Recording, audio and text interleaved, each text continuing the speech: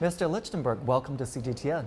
We appreciate your time. My first question to you is, what is your assessment of the business environment here in China as China continues to optimize its business environment, providing a level playing field for both domestic and foreign companies? What improvements or changes have you noticed? I think, first of all, we can all agree that the China market is very big. There's a lot of opportunities. The Chinese market growth is a big part of global growth.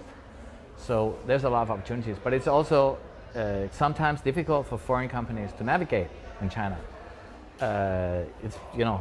China is different culturally, systemic, and so on. So how do you, as a foreign company, get to know and understand the market? And of course, being here is critical, and many Danish companies have been here for a long time and are doing really well.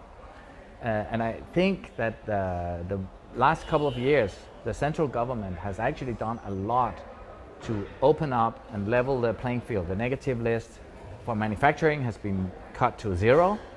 There's a lot of steps done in opening up the market more. And last year in August, the State Council came out with 24 guidelines for further opening up and improving the environment for foreign companies. These are all really, really good measures and good signs, good steps, but there's still some way to implement it at the local level. So there's a lot of work to be done. It's a big country, and that's sometimes far from Beijing to the local level. So how to push further implementation of level playing field, let's say the government procurement. There's a lot of opportunities. Sometimes foreign companies cannot navigate that very well, or sometimes there is the principle from the central government is that it's equal between foreign companies and Chinese companies as long as it's made in China. That is a very clear principle, but it's not always being implemented well at the local level. Sometimes, and it's not necessarily against foreign company or Chinese company, it's more of a local protection. Maybe a taxpayer in the local county is preferred over a taxpayer from another county, whether it's foreign or Chinese. So those kind of things are improvements that I think will benefit foreign companies a lot. Wonderful, wonderful. The CIA is being regarded as a window of China's high standard opening up. In what ways can China raise the standard even higher, or what elements of the standard do you see as successful, as viable, as working elements?